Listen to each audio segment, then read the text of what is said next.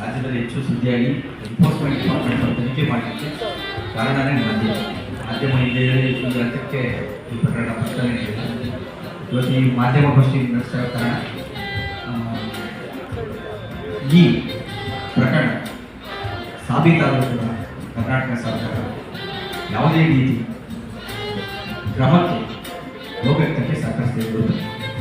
ಈ ಪತ್ರಿಕಾಗೋಷ್ಠಿಗೆ ನಮ್ಮ ಜೊತೆ ಕರ್ನಾಟಕ ಭೀಮಸೇನೆ ರಾಜ್ಯಾಧ್ಯಕ್ಷರಾದಂಥ ಶಂಕರ್ ರಾಮಲಿಂಗನವರಿದ್ದಾರೆ. ಹಾಗೆ ನಮ್ಮ ಸಿಟಿಸನ್ ಅವೇರ್ನೆಸ್ ಫೋರಮ್ ಅಂದರೆ ಪ್ರಜಾ ಜಾಗೃತಿ ವೇದಿಕೆ ಅಧ್ಯಕ್ಷರಾದಂಥ ಆನಂದ್ ಅವರು ಬಂದಿದ್ದಾರೆ. ನಮ್ಮ ಗೆಳೆಯರಾದಂಥ ವೆಂಕಟೇಶ್ ಅವರು ಬಂದಿದ್ದಾರೆ. ನಾನು ಸಿದ್ಧಾರ್ಥ ಮನ್ಮಾಲರು ಪ್ರಜಾ ಜಾಗೃತಿ ವೇದಿಕೆಯ ಖಜಾಂಚಿ. ಮೊದಲಿಗೆ ಹುದ್ದೆಗೆ ಬಂದಿದ್ದಾರೆ. ಅಲ್ಲಿ ಅವರಿಗೆ ಬಂದಿರೋ ಕಾರಣಗಳು ಅದರ ಪಕ್ಕದಲ್ಲಿ ಶಿಫಾರಸು ಮಾಡಿರುವ ಹೆಸರುಗಳು ಅಂತ ಒಂದು ಈ ಪಟ್ಟಿಯನ್ನು ತಯಾರಿ ಮಾಡಿ ಒಕ್ಕೂಟದವರು 4 ಜನ ಯಾರು ಕಮಿಟಿಯಲ್ಲಿದ್ದರು ಅವ್ರು ಇಟ್ಕೊಂಡಿರ್ತಾರೆ.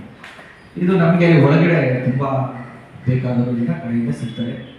ಸಿಕ್ಕಿದ ಮೇಲೆ ಇದರಲ್ಲಿ ತುಂಬ ಆತಂಕಕಾರಿ ವಿಚಾರ ಏನಂದರೆ ಶಿಫಾರಸು ಮಾಡಿದ ವ್ಯಕ್ತಿಗಳಲ್ಲಿ DK ಶಿವಕುಮಾರ್, DKS, DKC ಅಂತ ಬರೆದಿದ್ದಾರೆ ಒಂದು, ಮತ್ತು SN ಅಂತ ಬರೆದಿದ್ದಾರೆ. SN ನಾರಾಯಣಸ್ವಾಮಿ ಹೆಸರು ಸೂಚಿಸುವಂಥದ್ದು ಇರ್ಬೋದು ಅಂತ. ರಮೇಶ್ ಕುಮಾರ್ ಮಾಜಿ ಸ್ಪೀಕರ್, ಹಾಗೆ ತುಂಬ ಅನೇಕ ಡೈರೆಕ್ಟರ್ಗಳು, ಅಧ್ಯಕ್ಷರು ಹೆಸರು, ರಾಜಕಾರಣಿ ಹೆಸರು ಪಕ್ಕದಲ್ಲಿ ಬರೆದಿತ್ತು.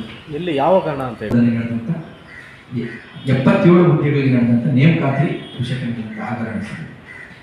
ಇದಾದಮೇಲೆ ನಾವೇನು ಮಾಡ್ತೀವಿ, ಮಾಧ್ಯಮಗಳನ್ನ ಅಪ್ರೋಚ್ ಮಾಡ್ತೀವಿ. ಮಾಧ್ಯಮಗಳು ದೊಡ್ಡ ನ್ಯೂಸ್ ಮಾಡ್ತವೆ.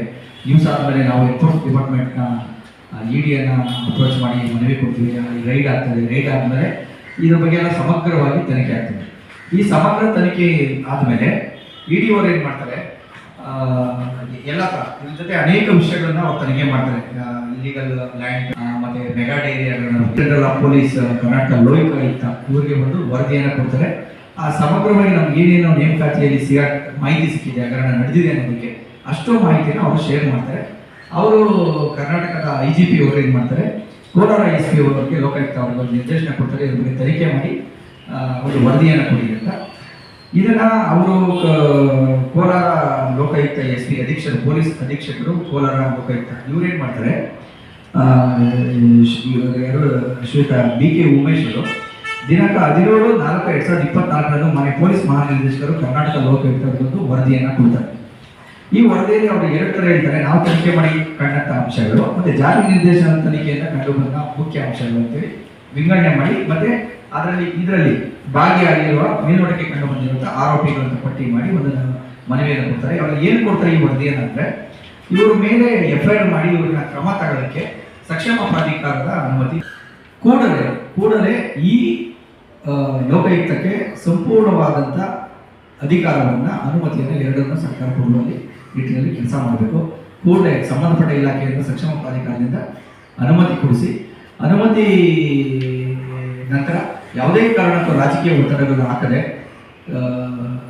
ತನಿಖೆ ಮಾಡಲಿಕ್ಕೆ ಅಧಿಕಾರಿಗಳಿಗೆ ಸಹಕರಿಸಬೇಕು ಅಂತ ನಾವು ಮನವಿ ಮಾಡ್ತೀವಿ ಸರ್ಕಾರನ. ಯಾಕಂದರೆ ಅವರದೇ ಪಕ್ಷದ ಶಾಸಕರಿರೋದ್ರಿಂದ ಈ ಹಿಂದೆಯೂ ಕೂಡ ಅನೇಕ ಪ್ರಕರಣಗಳಲ್ಲಿ ಸಾಬೀತಾದಂಥ ಪ್ರಕರಣಗಳಲ್ಲಿ ಕೂಡ ಕಾಂಗ್ರೆಸ್ ನೇತೃತ್ವದ ಸರ್ಕಾರ ಆ ವ್ಯಕ್ತಿ ಪರವಾಗಿಯೇ ನಡ್ಕೊಂಡಿರೋದನ್ನ ನಾವು ಹಿಂದೆನೂ ಪ್ರೆಸ್ ಮೀಟ್ ಮಾಡಿ ಹೇಳಿದ್ದೀವಿ. ಮೆಗಾ ಡೈರಿ ಹಗರಣದಲ್ಲಿ 200 ಕೋಟಿ ಹಗರಣ, ಮತ್ತು ಯಾವುದಾದ್ರು ವ್ಯಾಪಕವಾಗಿ ವಿವರಣೆ ಮಾಡಿ ಚರ್ಚೆ ಮಾಡಿ ಸರ್ಕಾರಗಳ ಮೇಲೆ ಎಲ್ಲ ಒತ್ತಡಗಳನ್ನು ಹಾಕುವಂಥ ಎಲ್ಲ ಕೆಲಸವನ್ನು ನಾವು ನಮ್ಮ ಪ್ರಕಾರ ಮಾಡಿದ್ವಿ. ಮತ್ತು ಅದರಲ್ಲಿ ಹಿತಾಸಕ್ತಿ ಹೊಂದಿರೋದ್ರ ಮುಖಾಂತರ ನಾವು ಹೋರಾಟವನ್ನು ಮಾಡಿದ್ವಿ. ಕಡೆಯದಾಗಿ ನಮಗೆ ಯಾವುದೇ ಒಂದು ಪ್ರತಿಫಲ ಸಿಗದೆ ಹೋದಾಗ, ಗೌರ್ಮೆಂಟ್ ಸರ್ಕಾರದ ಯಾವುದೇ ರೆಸ್ಪಾನ್ಸ್ ಸಿಗದೆ ಹೋದಾಗ ಬೇಕಾದಂಥ ಒಂದು ಪ್ರಕ್ರಿಯೆ ಇದೆ. ಇದು 2ನೇ ವಿಚಾರ.